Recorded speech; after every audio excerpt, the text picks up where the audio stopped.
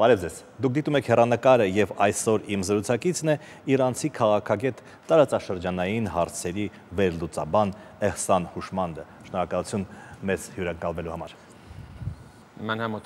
Շատ շնորհակալ եմ հրավերի համար եւ ուզում եմ օգտագործել առիթը ձեր եթերից Հայաստանի ժողովրդին ողջունել։ Հուսով եմ, որ հետաքրքիր եւ կառուցողական զրույց կունենանք այս երեկո։ Մենք սկսենք տարածաշրջանային հարցերից, բայց նախ ես ուզում էի ձեզ հարցնեի, դուք Հայաստանում գտնվում եք ինչ-որ հատուկ առաքելությամբ, ինչ նպատակով եք եկել Հայաստան։ Ես որպես հետազոտող եւ նաեւ գիտնական մշտապես հետամուտ եմ, որպեսզի իրանցի եւ հայ գործընկերների հետ ունենանք այս ոլորտում համագործակցություն։ Բոլորս տեղյակ ենք, որ իրանցիները եւ հայերը ունեն մի քանի հազարամյակի ընդհանուր պատմություն։ Եվ նաև տեղյակ ենք, որ անցյալ հարյուրամյակի ընթացքում հայերը ենթարկվել են բազմաթիվ տանջանքների։ Խորհրդային միության փլուզումից եւ Հայաստանի անկախացումից ի վեր Իրան-Հայաստան հարաբերությունները օրըստօրե զարգացում են ապրել, սակայն ցավոք սրտի մշակութային, հասարակական եւ այլ մակարդակներում, գիտական, հետազոտական մակարդակներում քաղաքական հարաբերությունների մակարդակին հավասար հարաբերություններ չեն ձևավորվել։ Այս իմաստով ես եւ իմ գործընկերները Իրանում ցանկանում ենք, որպեսզի երկու երկրների միջև ավելի ընդլայնեն հարաբերությունները մշակութային, գիտական, հետազոտական եւ նաեւ ԶԼՄ-ների դաշտում։ Եվ նաև օգտագործենք Իրանում քաղաքացիական հասարակության դերակատարությունը Հայաստանի հետ հարաբերությունները սերտացնելու առումով։ Եվ այս նպատակով ունեցել ենք հանդիպումներ Հայաստանի գիտական, մշակութային, հասարակական շրջանակների հետ, ինչպես նաև բարձրաստիճան պաշտոնյաների եւ ամենաբարձր պաշտոնյայի հետ։ Ես ձեզ անվանեցի քաղաքագետ, այսինքն քաղաքական հարցերի վերլուծաբան։ Հայաստանում էլ կան քաղաքագետներ, հետաքրքիր է, Իրանում քաղաքագետ լինելու համար ինչ է պետք ավարտել կամ այդ աշխատանքը կատարելու համար պետք է արդյոք ինչ-որ թեզ պաշտպանել կամ ինչ-որ մի բուհ ավարտել։ دانشگاه‌های ایران رشته‌های مختلفی در این زمینه وجود دارن از جمله Իրանի համալսարաններում կան բազմաթիվ մասնագիտացումներ, այդ علوم թվում سیاسی، քաղաքագիտություն, جامعه شناسی سیاسی، քաղաքագիտական علوم հասարակագիտություն, اجتماعی،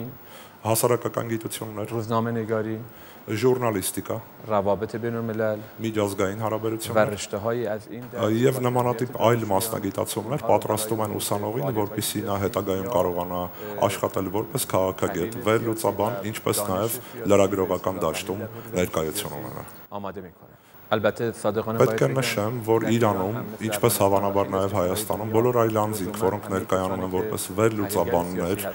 իմ նշած մասնագիտացումները չունեն։ Իրանում հնարավոր է, որ որևէ բժիշկ, որևէ հոգևորական եւ այլ մասնագիտության տեր անձ մտնի քաղաքական վերլուծությունների եւ քաղաքականության դաշտ։ Որքանով են այն տեսակետները, որոնք դուք այսօր արտահայտեցիք ասուլիսի ժամանակ եւ հիմա իմ հետ զրույցում, որքանով են այդ տեսակետները արտացոլում կամ համընկնում Իրանի պետության, Իրանի իշխանության տեսակետների հետ։ Մենք այսօր Իրանում ունենք քաղաքական դաշտում ներկայացված բազմաթիվ թևեր, տարբեր տեսակետների կրող խմբավորումներ, անձինք, նրանց միջև տարբեր հարցերի վերաբերյալ կան տարակարծություններ, բանավեճեր եւ նույնիսկ հակասություններ։ Ասենք օրինակ քաղաքապետարանի աշխատանքի վերաբերյալ կան տարբեր տեսակետներ, تا برنامه‌های اقتصادی، մինչև տնտեսական լայնածավալ ծրագրերի, سیاست داخلی، ներքին քաղաքականության, سیاست منطقه‌ای و سیاست بین‌المللی، տարածաշրջանային եւ միջազգային ասպարեզներում իրանական քաղաքականության վերաբերյալ։ اما جالب است Սակայն իմ նշած այս խճողված բազմաթիվ խնդիրների եւ տարակարծությունների շրջանակում մեկ թեմայի շուրջ իրանցիները հասարակական եւ քաղաքական դաշտում միակարծիք են։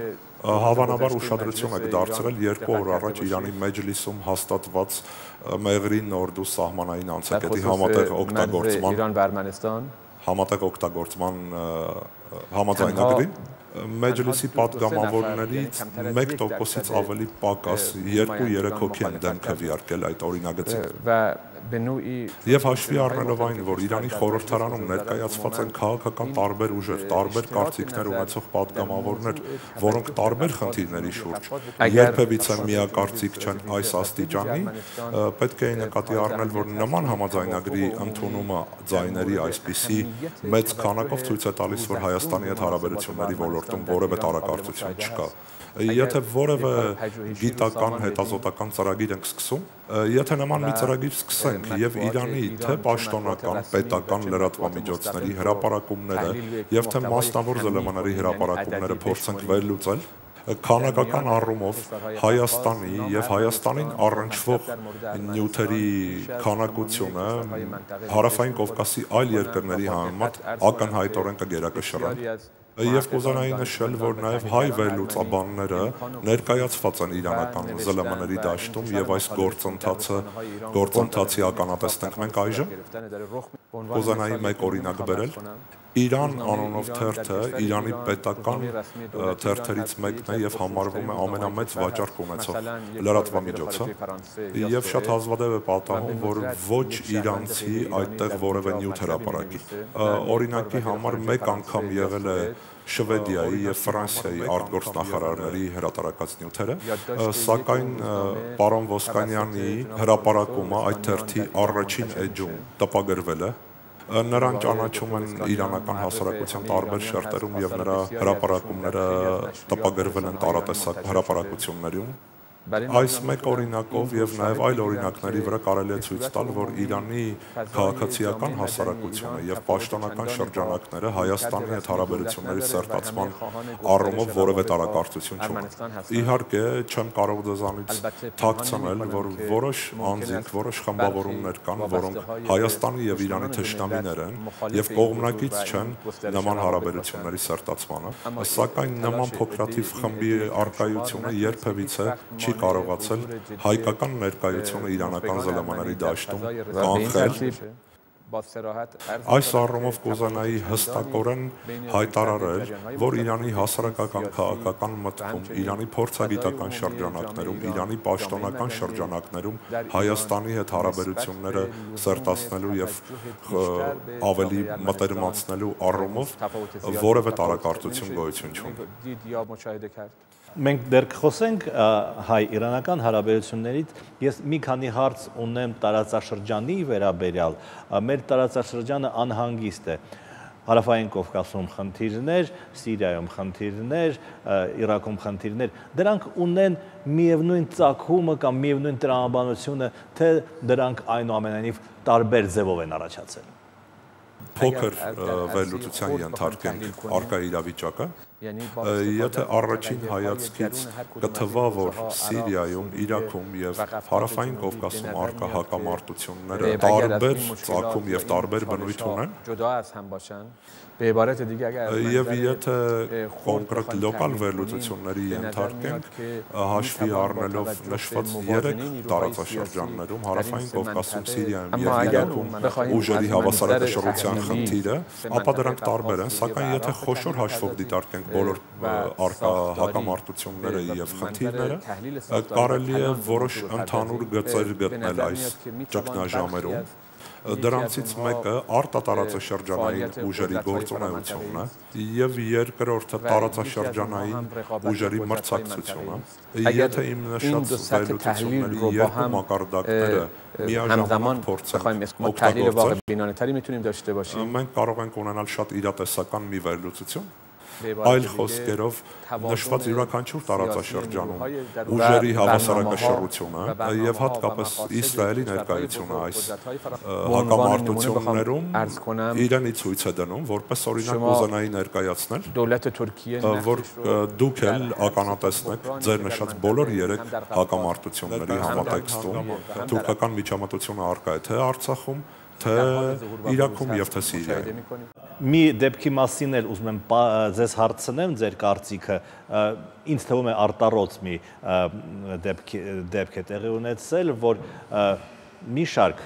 արաբական երկրներ վերջնագիր են ներկայացրել մեկ արաբական երկրին, Կատարին, որպիսի նա կատարի ինչ-որ պայմաններ եւ այդ վերջնագրի մեջ մտնում էր Իրանի հետ հարաբերությունների խզում են։ Նորագույն պատմության մեջ այդպիսի բան ես ճիշտ ասած չգիտեմ։ متاسفانه در طی Ցավոք սրտի վերջին ժամանակահատվածում Իրանի եւ Սաուդյան Արաբիայի հարաբերությունները մի շարք գործոններով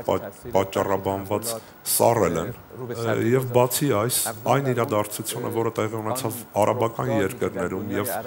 այդ իրադարձությունը սխալման բարևմտյան վերլուծաբանների կողմից կոչվեց արաբական գարուն, ջիհադիստական խմբավորումների Դաեշի, իսլամական պետությունը աբեկչական կառույցի եւ Ալ-Կաիդայի համար պարարթող նախապատրաստեց, այս իսլամիստական ծայրահեղական կառույցները թե մերձավոր արևելքում, թե արևելյան տարածաշրջաններում եւ նույնիսկ հեռավոր արևելքում իրենց գործունեությունը սաստկացրեցին։ ببخشید این نکته را اضافه کنم در فیلیپین Ներողություն եմ խնդրում կուզենայի ավելացնել Ֆիլիպիններում, Պակիստանում, Աֆղանստանում, նույնիսկ Կովկասում برخی از کشورهای قفقاز جنوبی هم تحت تاثیر این جریان تکفیری قرار گرفتن որոշ հարավկովկասյան երկրներ նույնպես այս ջիհադիստական շարժումների գործունեության դաշտ են դարձել در Աֆրիկայում, Նիգերիայում, Սոմալիում, Կենտրոնական Աֆրիկայում եւ այլուր եւ որ ամենից կարեւորն է Իրաքում եւ Սիրիայում پول عربستان و بازیگری ترکیه Սաուդյան Արաբիայի و برخی همراهی‌های یکی دو کشور توی قفقاز թուրքական խաղերը այս տարածաշրջանում, որոնց նպաստում فعالیت‌های بیشتر گروه‌های تکفیری در منطقه فراهم کرد երկրների գործունեությունը բացեց ճանապարհը ջիհադիստական ծայրահեղ խմբավորումների համար رقابت و این تلاش Սաուդյան Արաբիայի եւ Թուրքիայի մրցակցությունը Սիրիայում եւ Իրաքում հսկայական ծախսեր կատարելու միջոցով բոլորովին նոր տիրույթ փոխադրվեց։ Բացի այդ պետք է նշել Եմենում եւ Բահրեյնում ընթացող գործընթացները, ցույցերը եւ դժգոհությունները այս երկրների բնակչության Թուրքիան եւ Սաուդյան Արաբիան էլ այստեղ ներկայություն ունեն و البته در امریکا هم ترامپ روی کار میاد եւ բացի այդ եթե հավելենք Միացյալ Նահանգներում Տրամպի همه اینها իշխանության عربستان رو امیدوار میکنه که میتونه با اعمال فشار بیشتر روی ایران امتیازات بیشتری به دست بیاره و در منطقه اقتدار و هژمونی خودش رو بیشتر گسترش بده. Պատրանքները ստեղծել Սաուդյան Արաբիայի մոտ, որ նման պայմաններում կարող է ավելի մեծ ճնշում գործադրել Իրանի վրա եւ ստանալ լրացուցիչ հնարավորություններ եւ հեգեմոնիա տարածաշրջանում։ به قطر توجه کرد. Եվ այս իմաստով է, որ 3 այլ արաբական երկրներ արաբական թերակղզու Կատարի նկատմամբ որդեգրեցին նման դիրքորոշում։ Բայց նման դիրքորոշումը տարաձայնություններ եւ հակասություններ առաջացրեց Թուրքիա, Սաուդյան Արաբիա առանցքի շրջանակներում, որովհետեւ արաբական տարբեր երկրներ Սիրիայում համագործակցում էին Թուրքիայի հետ, այդ թվում Սաուդյան Արաբիան, եւ այն արաբական այսպես կոչված ճակատը, որը պետք է ստեղծվեր Իրանի դեմ, հենց խանձարուրում անհաջողության մատնվեց։ Յանի ամալան Եվ իրականության մեջ մրցակցությունը, որը առկա էր մի կողմից Թուրքիա, Սաուդյան Արաբիան դաշինքի միջև եւ մյուս կողմից Իրանի միջև դարձավ երրակողմ մրցակցություն։ Երրակողմ Սաուդյան Արաբիա եւ Կատարը, երկկողմ Թուրքիա եւ Կատար եւ նաեւ Իրանը եւ նրա հետ համագործակցող երկրները։ Սիրիան, Իրաքի օրինական իշխանությունը եւ որոշ չափով նաեւ Ռուսաստանը։ Իրանցի քաղաքագետ Էհման Հուշմանդի հետ մենք զրուցենք, կշարունակենք զրույցը գովազդային ընդմիջումից հետո։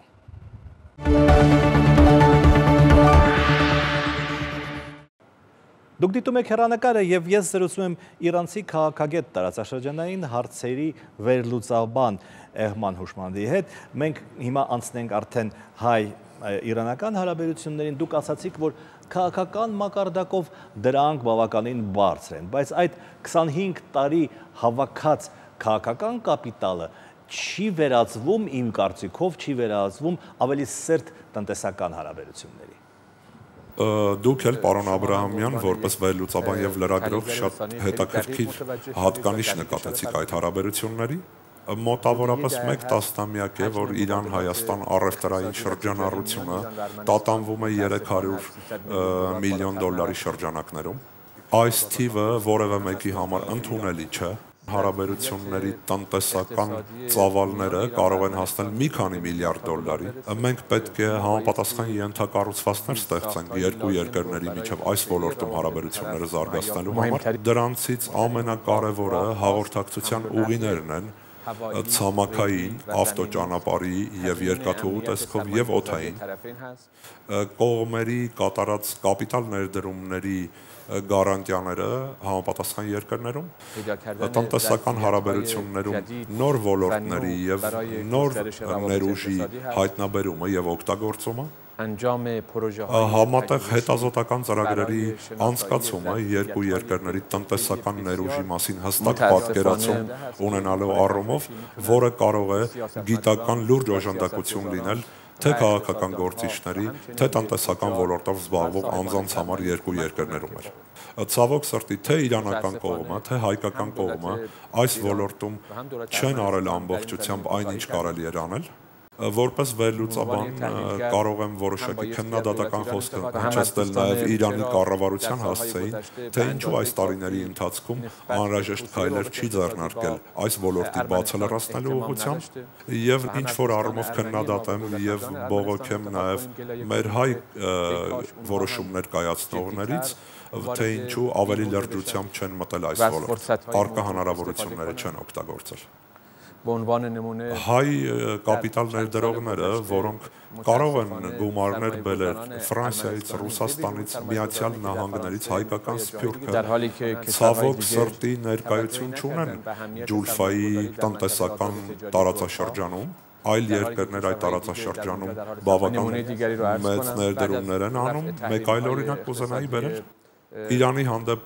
ՄԱԿ-ի եւ Միացյալ Նահանգների պատժամիջոցների վերացումից հետո բնականաբար Հայաստանի բանկային ոլորտը եւ նաեւ Հայաստանից դուրս գտնվող հայ գործարարները կարող էին օգտվել այդ ստեղծված հնարավորությունից եւ իրենց ներկայությունը Իրանի տնտեսական համակարգում ամրապնդեին։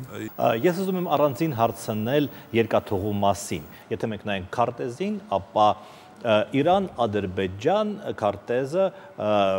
ներողություն, Իրան-Ադրբեջան երկաթուղին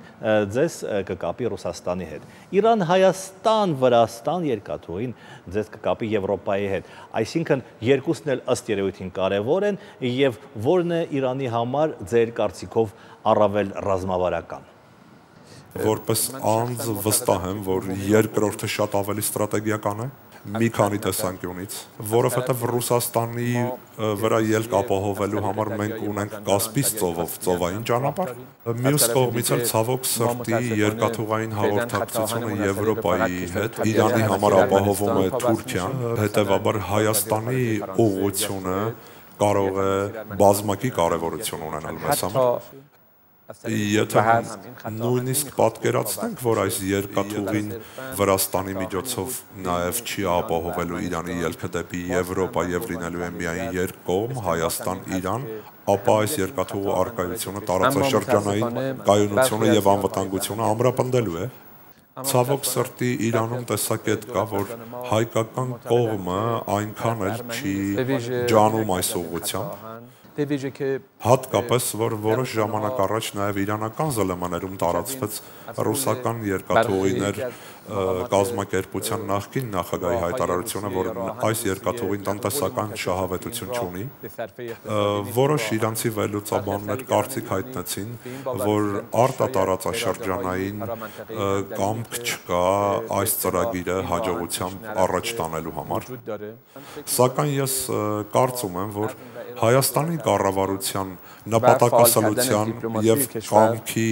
առկայության պայմաններում եւ երկրի դիվանագիտական կարողությունները ակտիվացնելու պայմաններում و گفتگو با مقامات ایرانی به ویژه وزیر راه ایران آقای آخوندی եւ նաեւ իրանցի պաշտոնյաների հետ երկխոսությունների սկսման ճանապարհով հատկապես Իրանի տրանսպորտի նախարար պարոն Ախունդիի հետ բանակցությունների միջոցով, որը Իրանի կառավարության ամենահաջողակ նախարարներից մեկն է համարվում, میتوان به سرعت կարելի է բավական արագ եւ հաջողությամբ այս ծրագիրը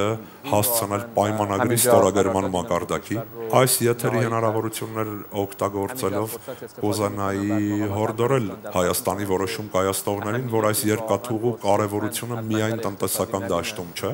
Հայաստանի եւ Իրանի միջև երկաթուղին ունի ստրատեգիական նշանակություն։ Ինչպես ռազմավարական կարևորություն ունի նաեւ իրանական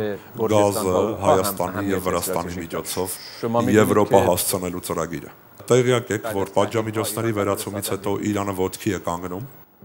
եւ Իրանը ամեն դեպքում Թուրքիայով ներկայում գործող գազատարի կողքին ձգտելու է ստեղծել նոր խողովակաշարեր, նոր գազատարեր Եվրոպայի ելք ապահովելու առումով։ Իմ կարծիքով, եթե այդ գազամուղը անցնի Հայաստանով, թե տնտեսական առումով է ձեռնտուն Հայաստանի եւ Իրանի համար, եւ ռազմավարական առումով երկու երկրների անվտանգությունը ապահովելու տեսանկյունից բազմակի նշանակություն ունի եւ նաեւ կարող է պատճառ հանդիսանալ, որպեսզի տարածաշրջանային անվտանգությունը եւ կայունությունը ստանա միջազգային բաղադրիչ։ Ես էլ եմ կարծում, որ եթե Իրանը անցկացնի գազատար, եթե Իրանը կարողանա անցկացնել նաև երկաթուղի, եթե Իրանի գործարարները կարողանան սեփականություն եւ ինչ-որ հիմնարկներ, ընկերություններ ունենան Հայաստանում, ապա Իրանի եւ Հայաստանի միջև հարաբերությունները իսկապես կդառնան ռազմավարական եւ անվտանգության առումով ավելի փոխշահավետ։ بسیار درست فرمودید. Շատ ճիշտ նկատեցիք։ من و شما Ես եւ դուք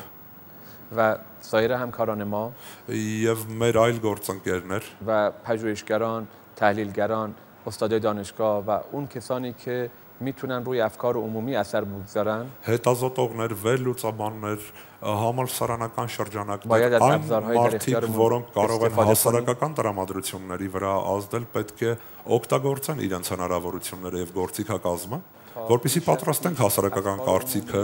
Իրանում, թե գործարարների, թե քաղաքական որոշում կայացնողների շրջանում եւ նաեւ Հայաստանում ավելի լրջորեն գործելու ձեր նշած ուղղություններով։ Ես համարձակությամբ կարող եմ նշել, որ եթե իրանական գազը Եվրոպա հասցնող գազամուղը անցնի Հայաստանի տարածքով եւ եթե կառուցվի Հայաստան-Իրան երկաթուղի, այս երկու երևույթները երկաթուղու ծրագիրը եւ իրանական գազատարը, որոնք Իրանը Հայաստանի եւ Վրաստանի միջոցով կկապեն Եվրոպային, տարածաշրջանում կստեղծեն կայունության եւ անվտանգության նոր բաղադրիչներ։ Եվ նաև տնտեսական առումով լուրջ ձեռքբերում կլինեն Հայաստան-Իրան հարաբերություններում։ Հետևաբար ես ձեզ ճիշտ հասկացա, որ խնդիրը ոչ միայն փողն է, ասում են երկաթուղի կառուցելու համար պետք է 3 միլիարդ դոլար, դա հնարավոր է գտնել, խնդիրը ոչ միայն փողն է, այլև քաղաքական կամքը։ دقیق اشاره فرمودید. Շատ ճիշտ նկատեցիք։ اگر اراده سیاسی جدی باشه Եթե լուրջ քաղաքական կամքի արկայություն լինի و دو طرف եւ եթե երկու կողմերի վճռականությունը երկաթուղու կառուցման ծրագրի առումով լուրջ լինի, բազմաթիվ ճանապարհներ կան, տարբեր եւ զանազան ճանապարհներ կան համապատասխան ֆինանսական ներդրումներ հրապուրելու առումով, սակայն կարծում եմ այս կտրվածքով մենք պետք է խնդրի լուծումը տեսնենք քաղաքական որոշում կայացնողների շրջանակում։ Իրականում կարծում եմ հետաքրքիր կլինի տեղեկանալ, որ թե երկաթուղու ծրագիրը, թե գազամուղի ծրագիրը որևէ պետության համար չի կարող վտանգ ներկայացնել, որովհետև Իրանը վճռական է դիցուկ իր գազը հասցնել նշված ուղղությունով եւ եթե Հայաստանը այդ ուղին չտրամադրի, ապա Իրանը դա կանի որևէ այլ երկրի միջոցով։ Հետևաբար երրորդ երկիրը չպետք է անհանգիստ լինի այն հանգամանքից, որ այս ծրագիրը կարող է իրականացվել։ Նույնը վերաբերում է նաև երկաթուղուն։ Հայաստան-Իրան երկաթուղին նոր հորիզոններ կբացի թե տարածաշրջանի առումով, թե միջազգային գործակցության հեռանկարի տեսանկյունից։ Հավանաբար քաղաքացիական հասարակության ներկայությունը եւ ջանքերը կհանգեցնեն նրան, որ Քաղաքական գործիչները ևս ջանքեր սկսեն գործադրել այս ուղղությամբ։ Շնորհակալություն։ Ես զրուցում եմ իրանցի քաղաքագետ եւ տարածաշրջանային հարցերի վերլուծաբան Էհսան Հուշմանդի հետ։ Դուք դիտում եք հեռանկարը, մենք կհանդիպենք երկուշաբթի օրը։